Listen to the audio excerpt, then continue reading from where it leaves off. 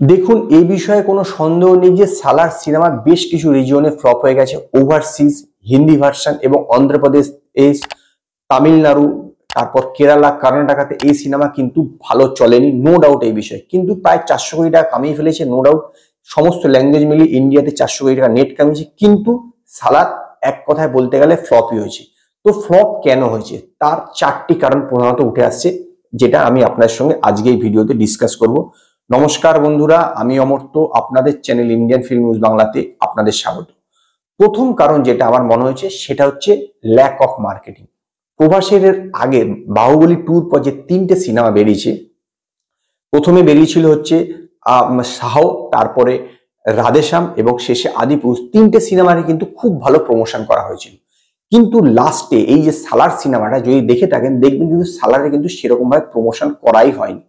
হিন্দি বেল্টও সেরকম করা হয়নি এবং তেলেগুতেও সেরকম কিন্তু প্রমোশন করা হয়নি। হ্যাঁ, অনলাইনে কিছু প্রমোশন করা হয়েছে, প্রচুর অ্যাড দেওয়া হয়েছে অনলাইনে, কিন্তু প্রভাস বা কোনো যে তার যে অন্যান্য যারা কলিগস আছে তারা কিন্তু সেরকম ভাবে ইন্টারভিউ দেয়নি।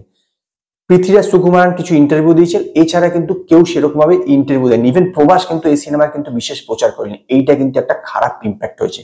কারণ এত কোটি টাকা বাজেটের সিনেমা যদি তাকে প্রচার না করা হয়, লোকের মনে স্বাভাবিকভাবে যে উৎসাহটা সেটা ক্রিয়েট হবে কি করে, এইটা কিন্তু একটা বড় বিষয়। সেইটা কিন্তু এই সিনেমার ক্ষেত্রে ল্যাক ছিল। 2 নম্বর যেটা আমার মনে হয়েছে সেটা হচ্ছে ডাঙ্কির সঙ্গে ক্ল্যাশ। ডাঙ্কির সঙ্গে ক্ল্যাশ করার ফলে ন্যাচারালি কি হয়েছে, একটা কম্পারিজন ক্রিয়েট হচ্ছে। এছাড়া বক্স অফিসে যে পয়সাটা এসছে সেটাও কিন্তু ভাগ হয়েছে, বিশেষত হিন্দি বেল্টে। ভেবে দেখুন, ডাঙ্কি অ্যারাউন্ড আপনার 220 কোটি টাকা কালেকশন করেছে। সেইটা যদি ডাঙ্কি রিলিজ না করতো, তাহলে 200 কোটি টাকার মধ্যে মিনিমাম তো 150 কোটি টাকা তো আসতো। তাহলে কিন্তু 150 কোটি টাকা অ্যাড করলে ইজিলি এটা কিন্তু সুপার হিট হয়ে যেত, নো ডাউট, এই যে সালার। কিন্তু সেটা হয়নি। এছাড়া শাহরুখ খানের একটা ক্রেজ আছে, শাহরুখ খানের সঙ্গে কম্পিটিশন করতে হলে শাহরুখ খানের ফ্যান বেস প্রবাসের থেকে অনেক বড়, স্বাভাবিকভাবে তার সঙ্গে কম্পিটিশন করলে অতটা সহজ নয় জেতাটা। সেইটাই কিন্তু এই সিনেমার ক্ষেত্রে ঘটেছে। এবং 3 নম্বর যে বড় পয়েন্টটা সেটা হচ্ছে আপনার কেজিএফ এর মতন সিমিলারিটি। ইয়েস, কেজিএফ এর মতন বহু বহু জায়গায় কিন্তু আমি এর সিমিলারিটি খুঁজে পেয়েছি, অন্তত আমার সেরকম মনে হয়েছে। প্রথমে দেখুন যে এখানে দেখানো হয়েছে সালারে যে কানসার বলে একটা জায়গা, ঠিক আছে? কানসার যে জায়গাটা দেখানো হয়েছে সেম কিন্তু এরকম একটা জায়গা দেখানো হয়েছে কেজিএফ এ, সেইটার নাম ছিল হচ্ছে আপনার কোলার কোল্ডফিল্ড। সেম জায়গা, দুটোই নাম দেখুন কে দিয়ে।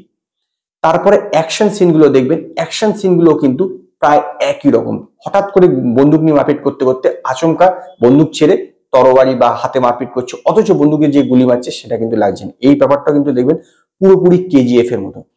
কেজিএফ ও দেখবেন একজন গল্প বলছিল, সালারও দেখবেন একজন গল্প বলছে, এবং যে মেন প্রোটাগনিস্ট আছে তাকে কিন্তু হাইপ দেওয়া হচ্ছে, ক্রমবদ্ধ হাইপ দেওয়া। দেখবেন যখনই মেন প্রোটাগনিস্ট সময় কিছু বলছে সে ভয় পেয়ে যাচ্ছে বা চমকে যাচ্ছে, এরকম কিন্তু ঘটনা ঘটছে।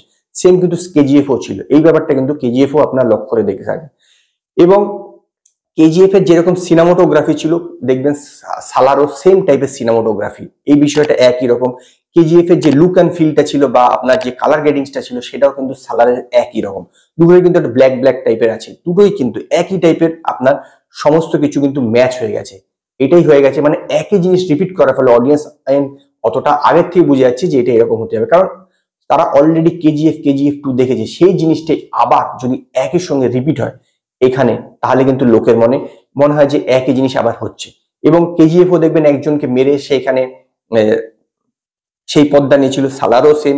এবং এখানে একটা নির্দিষ্ট গদি পাওয়ার জন্য বিভিন্ন লোকের লড়াই করছে, রাজনীতি চলছে, এখানেও কিন্তু সেম একটা গদি পাওয়ার জন্য বিভিন্ন লোক লড়াই করছে। সেম জিনিসটা রিপিট হচ্ছে। কেজিএফ এর যে ফর্মুলাটা ইউজ করা হয়েছিল সেম ফর্মুলাটা আবার সালারের ক্ষেত্রে প্রশান্ত ইউজ করেছে।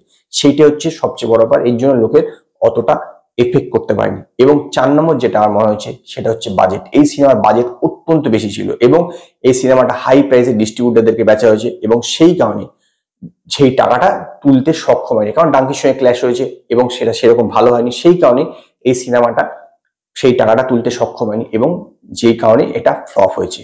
তো আপনারা আপনাদের মতামত জানান কমেন্টে, যে আপনাদের কি মতামত, যে কি কারণে এই সিনেমাটা ফ্লপ হয়েছে বলে আপনাদের কি মনে হয়, আপনাদের কি পয়েন্টগুলো মনে হয়। আমি আমার পয়েন্টটা আপনাদের কাছে রাখলাম। তো আজকে এই পর্যন্তই। যদি আপনাদের এই ভিডিও পছন্দ হয় তো লাইক করুন, কমেন্ট করুন, শেয়ার করুন, আর নতুন আপডেটের জন্য আমার চ্যানেলকে সাবস্ক্রাইব করুন।